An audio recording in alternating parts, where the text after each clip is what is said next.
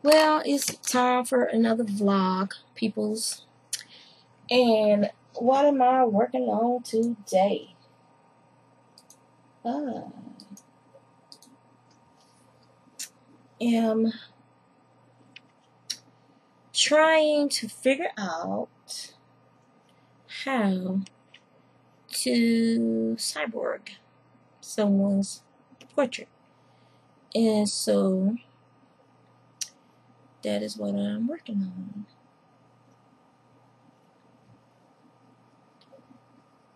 I just thought it would be interesting to do. And fun. I just gotta find my space, so to speak. Because I need a better close-up photo. I need to actually just find somebody's picture and do a light sketch first.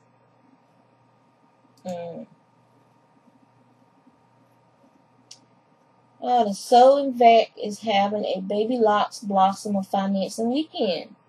Guess they're still trying to sell that $6,000 sewing machine, embroidery machine. They got an embroidery machine at Sewing Vac.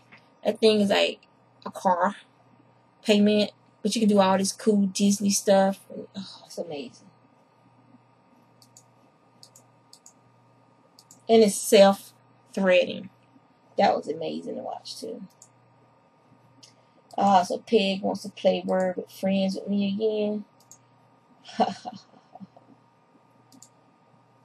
So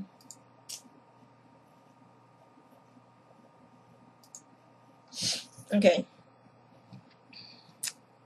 If y'all like playing Word with Friends, I'm always looking for people to play. Feel free to challenge me on Facebook. But no cheaters though. Okay. If you're gonna be going to these dictionaries and all this stuff, then you don't need to be playing. You gotta pretend you're sitting there with me playing Scrabble. Okay. Anyway, so like I said, I'm working on this cyborg idea that I have that came to me today at work when I was feeling particularly frustrated by something, and this idea just popped in my head, and so that's what I've been working on. Yep, that's what I've been working on. I'll give y'all a little preview. This is just me working on some coils and shadowing and stuff just to get an idea of what I need to do. And then I have to pick a person to be my first cyborg attempt and work on that person's facial features and then cyborg them. I thought that would be kind of interesting. It'd be fun. You really should draw more girly stuff. That's scary. I gotta finish that death mask I was doing for my skull head. But that's what I have so far of my first attempt. So I'm working on it, the idea. I got my homework and we gotta make marks. We gotta do like texturing and stuff. So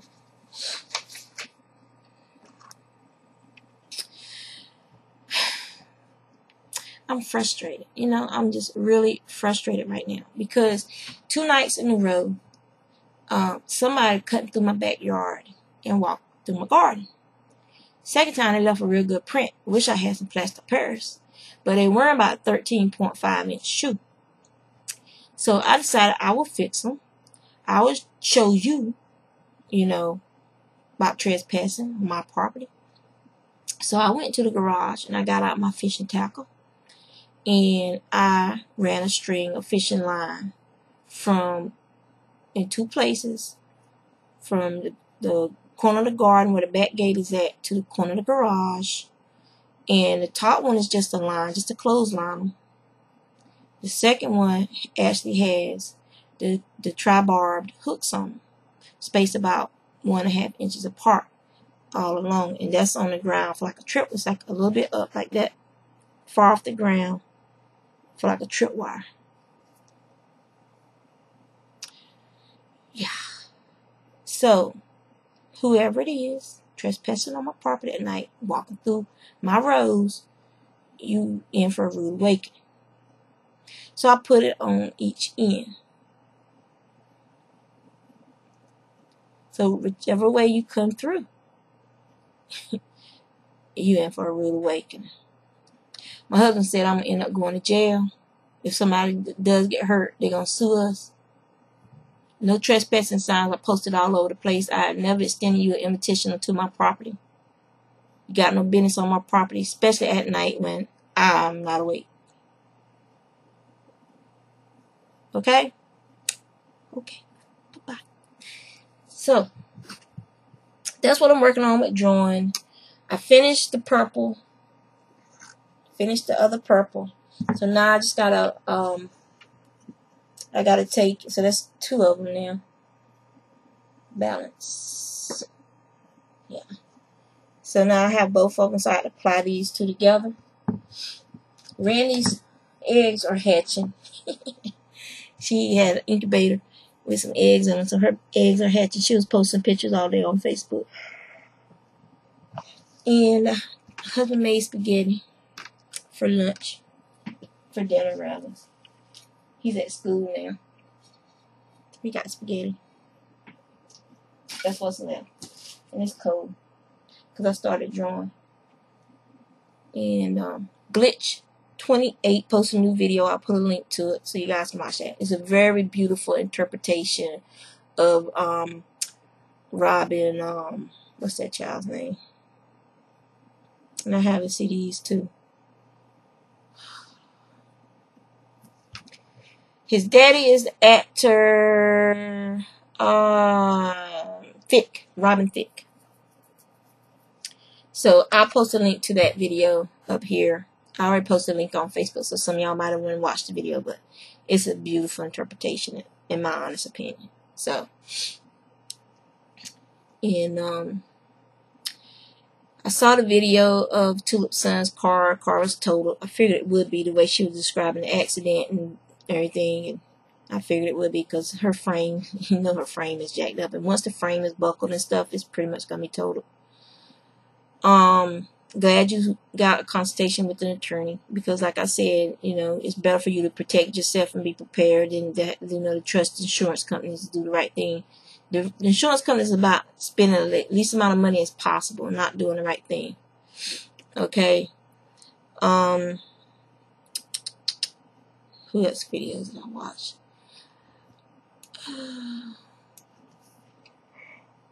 Yes, I'm yawning and I'm sorry.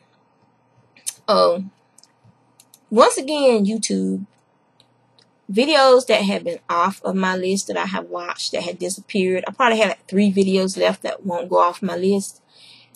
No matter how many times I watch them, they still show up on my list. Well,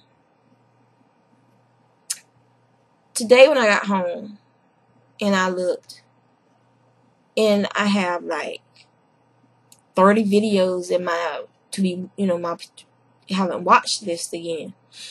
And almost all of them I've already watched before. One of them is from like 2 months ago. I've watched that video before. I haven't cleared my cache or anything for Google and stuff, so I don't understand why, you know, my Google history and stuff, my YouTube history, I haven't touched those. So I don't understand why this stuff keeps popping up out of the blue. I don't like having a messy list like that, because now I got to pick through them to find the videos that I haven't watched, you know, that might have got posted in between times. So, very frustrating, YouTube. So, yeah. So, that's what I'm doing. Art-wise, I'm working on something non-girly again. and planning retaliation against the mysteries stomping around in my garden at night person. And trying to stay out of jail, I guess. So, my friend Beatrice gifted me today on Ravelry with this awesome tam pattern. So I'm going to be making my girls some hats so I can use up some of my yarn. So that's going to be fun. And I think I got to do a count to see how much of the stuff I'll finish for my pay it forward. But I think I only need to make like 4 more scarves. So I did 1 more strip for that blanket. And this thing is just so boring. I'm sorry, y'all, but even though it's pretty and everything, it's just, to me, it's just boring. Even if I was to do the granny squares on it and then sew them together, it would be like, it's just, I don't like tedious. And I thought it was going to be fast and fun, but it's like tedious because it got parts. And I don't even like doing amigurumis and stuff. Simply because I have parts that have to be sewn together and stuff. So, I don't know. I think this is going to be a fail for me. And I'm not one for giving up on stuff and everything, but this is just driving me nuts. So, yep. I'll try, though. I'll try to push past this. Maybe if I put on me some good head-banging music and just try to ignore what I'm doing and just listen to the music, I'll be able to get through it. I think that's what I'm going to try to do.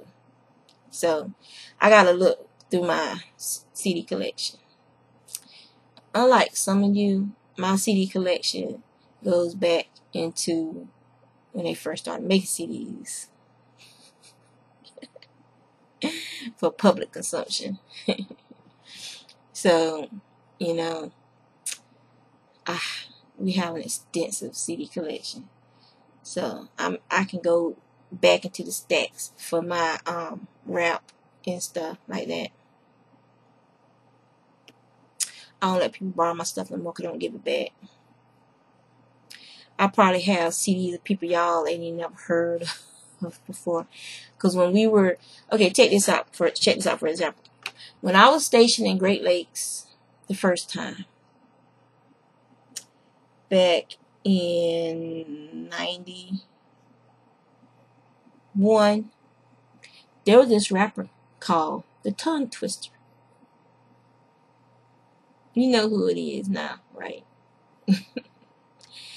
But the DJs was clowning on him. Talking about it's just a gimmick. He don't get far with that, you know. But everybody was feeling his music and everything. And R. Kelly was getting big and everything like that. So it's like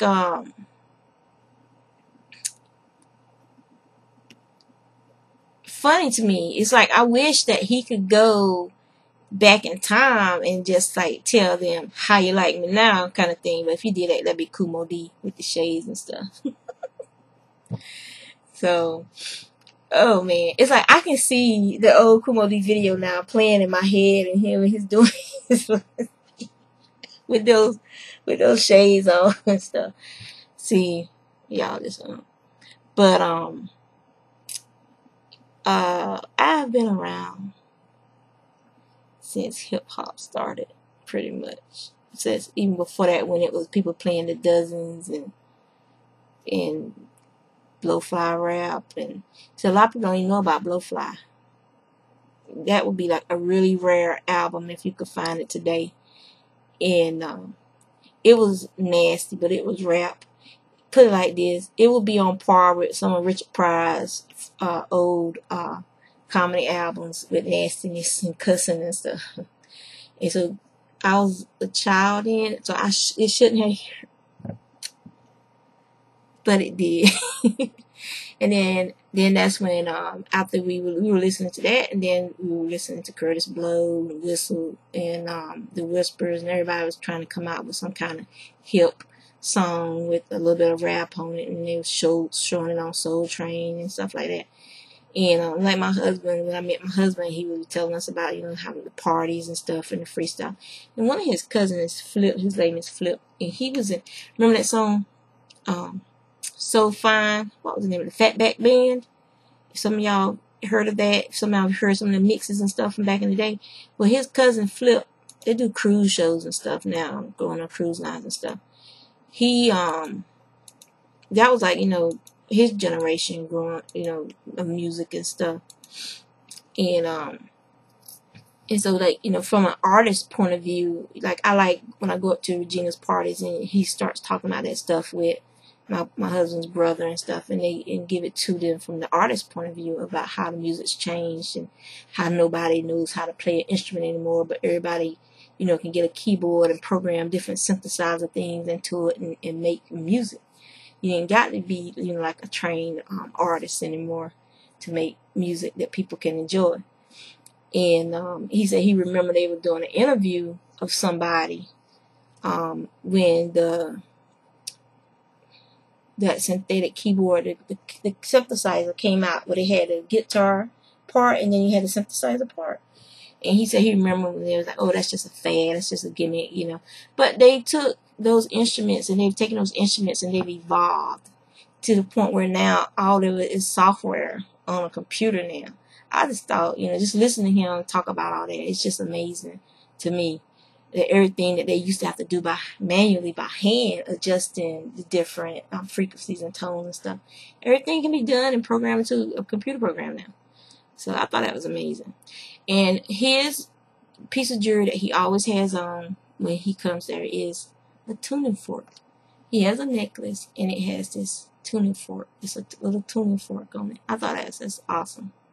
So that's a little bit of music history for you. Look up the Fatback Band. But we grew up with all the old Motown stuff, and then we, that noise, as my parents and their parents called it, with the rap and the B-boys and the B-girls, Lady J, and stuff. So, and my kids, they think that's funny. Because like my sister was Lady L, I was Lady J, my cousin was Lady D. Everybody had their names, and people had their tags with the Lady J and all this other stuff. I had a car tag and stuff. We weren't driving yet, so we had bicycle tags and stuff. And you can get those little custom-made bicycle tags. You put them on your bike. Y'all don't remember that? And so we had a lot of fun growing up. Even though we were in the country, we had cousins in New York that made sure we were hip.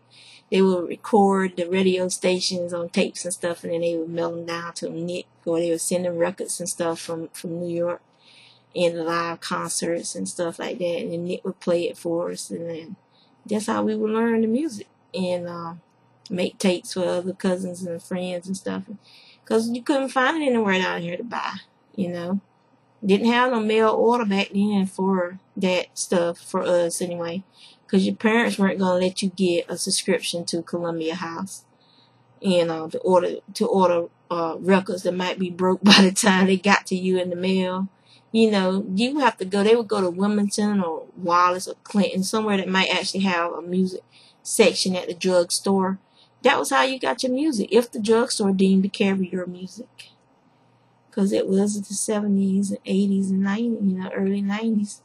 If the drugstore deemed to carry your music and not carry that noise. So, but that was my generation I grew up in. So we've watched the rap music and hip hop evolve, and there's certain aspects of it that we don't like anymore. A lot of the fun has gone out of the genre. And it's gotten, a lot of the education has gone out of the genre. As far as the social consciousness and social awareness, and it's very negative, and is my husband, like I said, he's from Brooklyn. He says it's very ghetto oriented and very demeaning. As far as it's, before the music would be about what was going on, letting the world know what was going on in these neighborhoods, how people being treated, how the whole generations being raised and everything, and bringing awareness to the situation, things from the person's mouth that they grew up in, that they experienced themselves. And then now you got people rapping about it, and they ain't never set foot in the ghetto in their life, and they trying to be all, I don't know, hard and streetwise and all this stuff. And you grew up, you know, in a nice 2-story house, 2-parent home, and everything like that. You got flow, and everything like that. But, you know, like they say, you talk about what you know. But if you had to talk about what you know, personal experience, you wouldn't be able to be a rapper. Because, personally, you don't know shit. You know of these things from the news, from reading the paper, and then if you get with a crew from their life experiences. You'd be an awesome writer to be like a ghost writer, stuff like that, because you've never lived what these people have had to live and grow up and grow through. You know, you ain't never had to worry about, you know, where your next meal was coming from or anything like that. So, and you can tell with some of these, it's a little too polished, a little too pretty, a little too, you know, country rap about the country life and growing up in the country and the things country boys do. It's gonna be different than city boys and city life. And sometimes it is a little meaner. It is a little more violent. I can personally say that, you know, I've had to run out of clubs more than one occasion. Those cinder block clubs out in the middle of a cornfield, in the middle of nowhere. And somebody comes in there with a daggone pump shotgun looking for his girlfriend. Oh, yes, I've had to run out of a club or two in my day. And I don't go back. Because I ain't trying to be shot or found laying shot in a damn cornfield out in the middle of no damn where. So, but that's what we grew up with. That was the only way we could go, places we could go to hear our music and dance and you know, have fun and be ourselves. So you don't have to worry about stuff like that now. They got more, you know, urban clubs where 25 and older club, keep some of that riff-raff and that ruckus out of there. But you still have the parking lot stuff going on all the time. I still ain't figured out now. So you always hearing about shootings in the parking lot, shootings in the parking lot. I don't care where you at. Something always going down in the parking lot. So yeah, the music has changed a lot. And some of the music I like, some of the music I don't. But what I do like about the music, because I listen to things like from Clannad, some classical, Sarah Brightman, rappers from Kool Moe Dee down to, you know, Eminem, Royce da 5'9", KRS-One, Redman, Method Man, Wu-Tang, all that stuff I've listened to from the get-go.